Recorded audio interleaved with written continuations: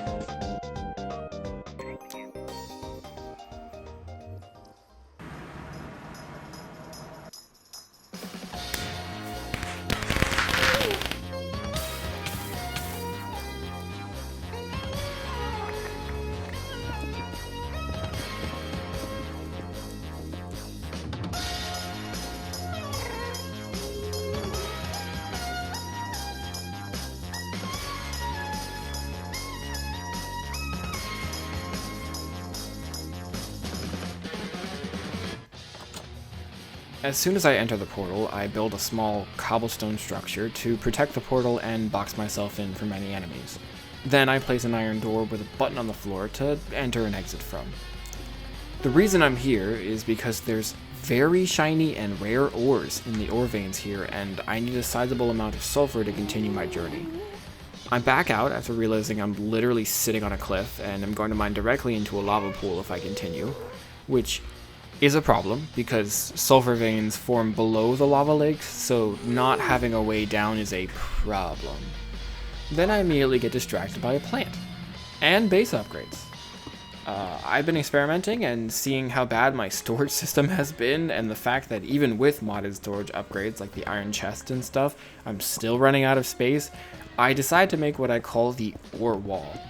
I chose to do this using drawers because upgrades to drawers affect all 4 slots in the block, unlike better barrels, which require multiple upgrades to scale the storage capacity of a single block type. Drawers upgrade 4 times faster using the same materials to upgrade, basically.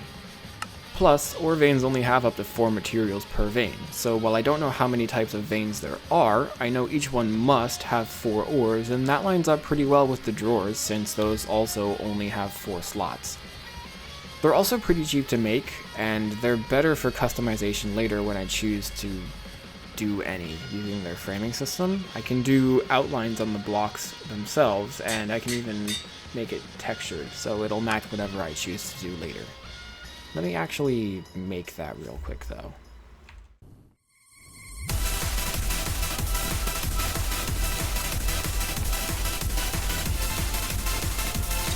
I saw a quest about this tool called a dolly, and it lets you move containers and maintain the items without the need to break them and then move them across the room. It's not too hard to make, and it was actually really useful for this in particular, but after making another 6 or so drawers, the ore wall has been started. I'm sure I'll need to add more, but for now, this holds all the basic ground materials I have without issue. This doesn't hold all my wood yet, though, so it's going to be much worse before it starts looking even slightly better. For now, I re-enter the Nether and look for a path down. I do find one, but it's after gliding a bit over the lava. Then I dig around and get extremely lucky. Literally the first vein I find is the sulfur one I need, so I mine about a backpack's worth and head back. I get a little lost, but eventually stumble across the portal and go back home. The reason I need sulfur is to combine it with some raw rubber dust extracted from either sticky resin from the rubber trees or slime balls from the slime trees. Then, by making them into plates, I can get started with the rest of the progression tree. Before that, though, you might have noticed I moved like a puma on crack. That's because of the piston boots I made.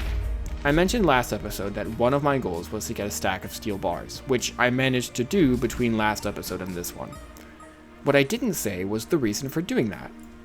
Getting a stack of steel is a quest that rewards you with 8 rubber bars, and by taking 4 of those, I can make 2 plates and craft the piston boots.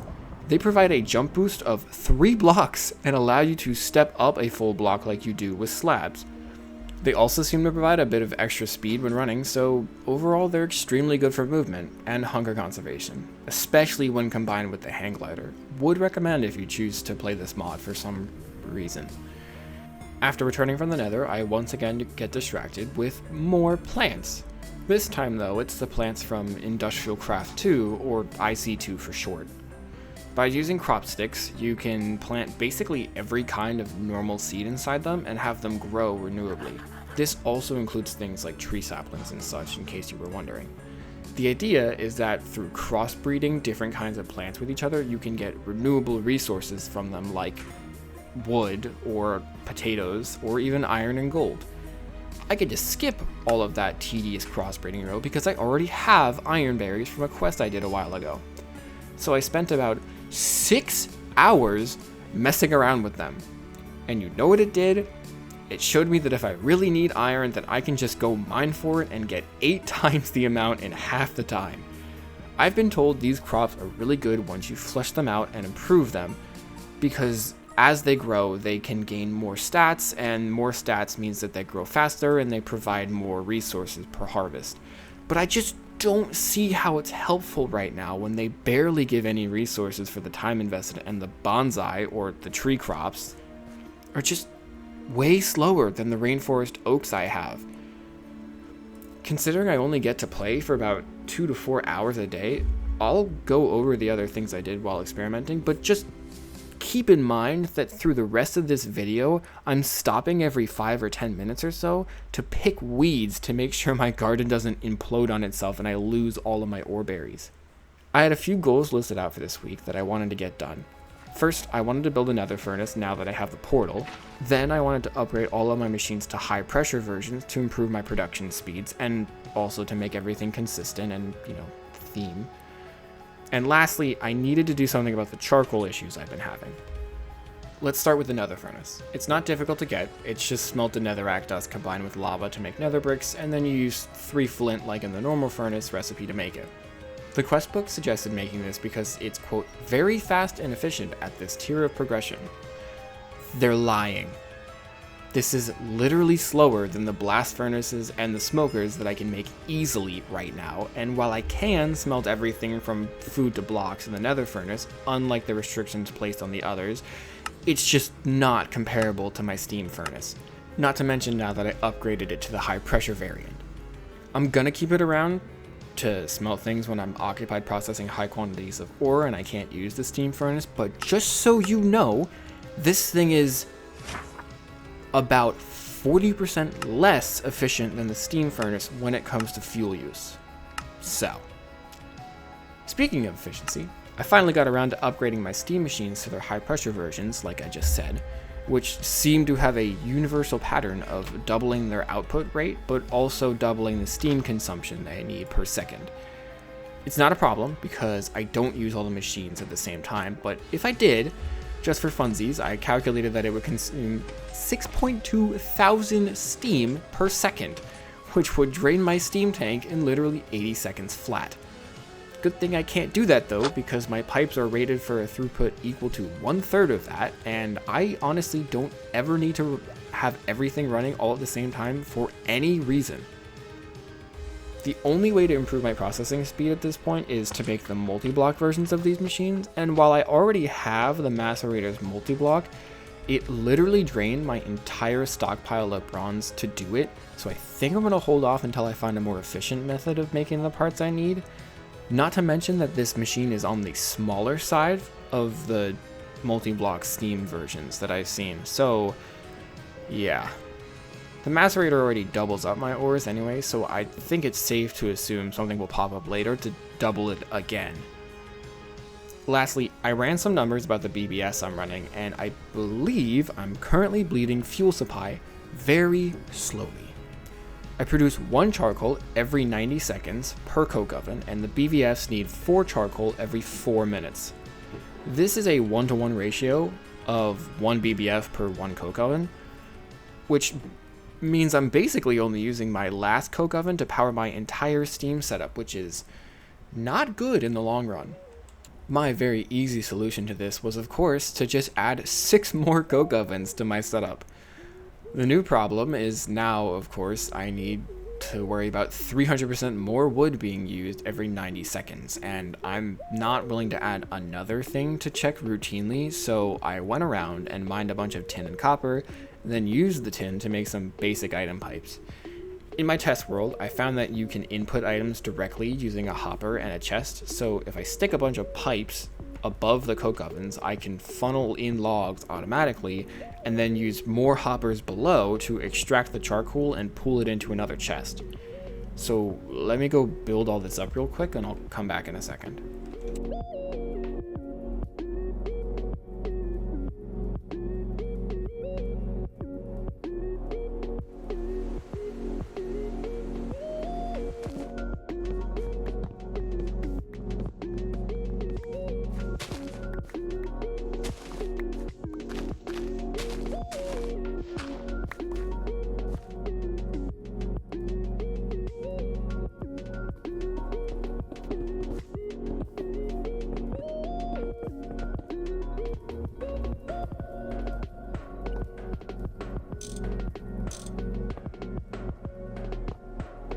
Another small thing I noticed while testing is that compressing charcoal into blocks actually gives an additional charcoal worth of burn time. 9 charcoal has a burn time of 14,400 or 1,600 per piece, but the block of charcoal has a burn time of 16,000. So by simply compressing the charcoal before using it, I get an extra 11% worth of fuel. The only problem remaining is the creosote they produce. Since this setup goes automatically now, it's important to find a better way of handling the sheer quantity of creosote I'll be dealing with, which is 576 buckets of creosote every 6 hours, if you were curious. I thought I could hook up some fluid pipes like I did with the hoppers on the bottom, but apparently that doesn't work here. So I stalled a bit and did some more quests. Lo and behold, the plunger. I thought this was some stupid thing that was just a quick way to empty fluids from pipes or machines if something goes wrong in my setup, but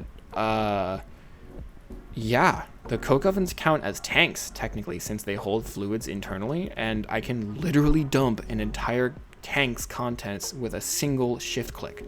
This means I don't have to spend 20 full minutes every episode dumping creosote into the ground, and can effectively void all of it in like 20 seconds. I will absolutely be keeping this in mind if I ever need to deal with mass amounts of fluid byproduct in the future, but this was a very nice surprise. To continue this episode, I wanted to keep going with the quests. I'm making sure not to look into the future with the quest book so I don't get spoiled, but I decided to try and push through this tier and move to the next one for, again, better ore processing and machines. I decided to head out to the Slime Island again, since that was a pretty easy side quest I can do, and it gets me some more bounce pads to use for my player cannon as a result. I then decide that, honestly, I'm getting sick of these doors in my house. I don't know why, but every time I walk by them, I keep getting stuck in them, and then I have to walk around them to get to my coke ovens and my farms, which I could just launch myself into the air and glide over had this house not been in the way. It's really been getting on my nerves now that I have to do it every 5 minutes or so to weed the upper IC2 farm I have. So I decided to make my life a bit cleaner and demolish my entire house. Yes, I know it's a bit of an overreaction, but look at it. It's so much nicer now that I don't have to bonk my head and get lodged into doors anymore. Plus it's easier to use the player launcher and it looks nicer, so I'm a fan. Now for the quests. I take some tin and copper and flatten them to get copper and tin wire. Then, by wrapping the rubber bars around them, I can turn them into cables, which, from what I've been told by the book, is basically the same as covering a pipe with paper. It just prevents it from hurting you on contact. I see another main quest, time for some logic, is gated behind making some steel molds for my alloy smelter. I was already in the process of making them before I got distracted, so it only needed some brass to make the forms, and then you melt the steel in the smeltery and pour it over the forms to get the molds. Nice and simple. Next, you use one of those molds with glass dust to make some glass tubes and combine it with copper wire to get vacuum tubes. Then, use those in combination with a resin circuit board made from copper wire and, of course, resin, and some resistors made of paper and more resin to make my first basic electronic circuit. Then, by using the wires I had left over to make an LV machine hull and a motor using steel and rubber, and finally making a rotor, I can combine all three of these to make a steam turbine.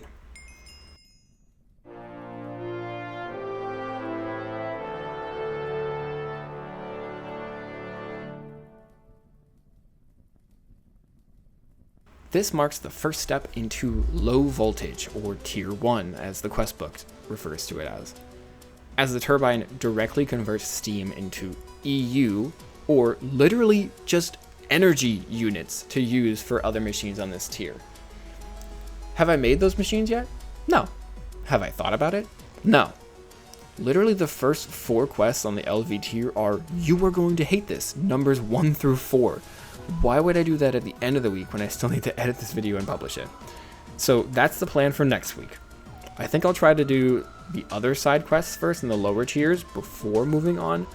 I felt that I'm missing some things when it comes to progression, and I want to see if I can improve things first before I really get knee deep in LV stuff.